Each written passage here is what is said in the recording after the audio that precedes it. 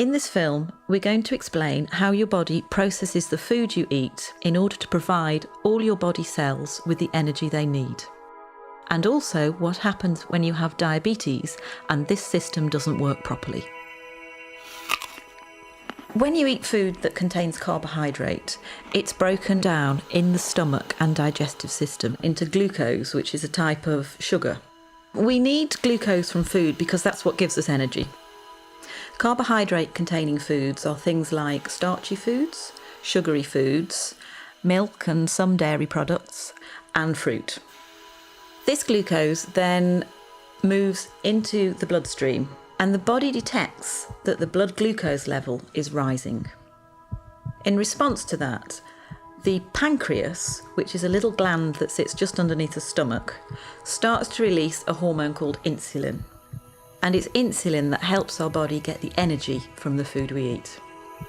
The bloodstream then takes the glucose and the insulin to every cell in our body that needs it. To make this easier to understand, let's look at muscle cells. At the muscle cells, it's insulin that allows the glucose to get into the cells where it can be used for energy. It's a bit like insulin is a key unlocking the door to the cells so the glucose can get in. That way, the blood glucose level starts to drop. But the blood glucose level can be topped up at any point by the liver releasing extra glucose that it has stored. The blood glucose rises again, and again the pancreas produces more insulin to move with that glucose through the bloodstream to the muscle cells, open the doors and let the glucose in. The body functions best with the blood glucose at an optimum level. It doesn't like it if the blood glucose rises too high. Normally, there's a cycle within the body which balances out the glucose and the insulin level, and this is achieved by the food you eat, the pancreas, and the liver. However, in some people, the system doesn't work properly and they develop diabetes. There are two main types of diabetes, type 1 and type 2. In type 1 diabetes, the body isn't making any insulin at all. This is because of an autoimmune response whereby the body has destroyed the insulin-producing cells in the pancreas. We don't entirely know why that happens in some people and not in others. Type 1 diabetes accounts for about 10% of all cases. It's most often found in the under 40s, and it's by far the most common type of diabetes found in childhood.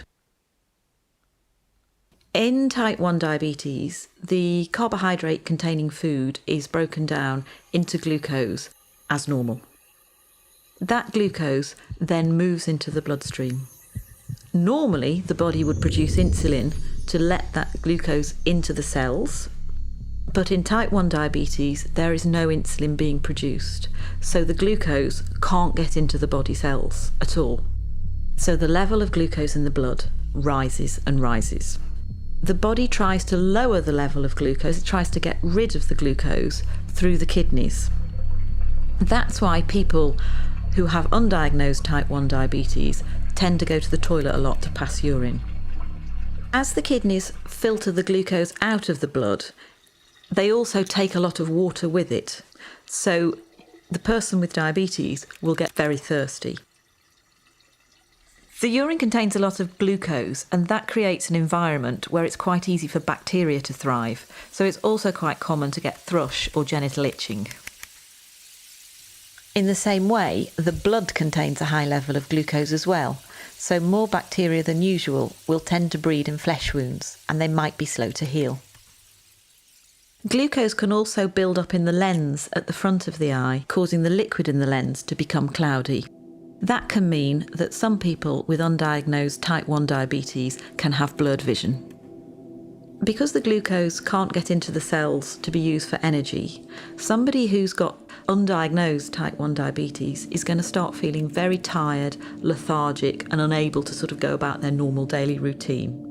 But the body still needs an energy source in order to work properly. So what it does is it starts to break down its fat stores, and that can lead to weight loss. So the main symptoms of type 1 diabetes are going to the toilet a lot, thirst, thrush or genital itching, slow healing of wounds, blurred vision, tiredness, and weight loss. These symptoms generally happen quite quickly, often over a few weeks, and can be reversed once the diabetes is treated with insulin. Type 2 diabetes accounts for about 90% of all cases in the population. It's most common in the over 40 age group in the white population and in the over 25 age group in the South Asian population. Type 2 diabetes is a little more complex because there's slightly more processes at work. Either the body isn't producing quite enough insulin, or the insulin it is producing isn't working properly. That can be due to being overweight because a build-up of fat can stop insulin doing its job properly, but it can also happen in people of a healthy weight. So in type 2 diabetes, the carbohydrate-containing food is broken down into glucose in the stomach and digestive system as normal. That glucose then moves into the bloodstream. The pancreas starts to produce insulin, which moves with the glucose through the bloodstream to all the body cells which need glucose for energy. However, the glucose can't always get into the cells because the locks to the cell doors have become furred up with fat deposits. That means that the insulin can't open the cell doors properly. So the level of glucose in the blood continues to rise. In response to this, the pancreas produces even more insulin. So the blood glucose levels continue to rise and the insulin levels continue to rise. This situation is further complicated by the cells, which are desperate for energy, sending out emergency signals to the liver to release stored glucose. The blood glucose level goes up, and the pancreas produces more and more insulin until it can't cope anymore, and eventually it can wear out. As with type 1 diabetes, the symptoms of type 2 diabetes are going to the toilet a lot, thirst, thrush or genital itching, slow healing of wounds, blurred vision, tiredness and weight loss in some people. The symptoms for type 2 diabetes come along very slowly, and some people don't have any symptoms at all. So for that reason, people can live with type 2 diabetes for up to 10 years before they realise that they have it.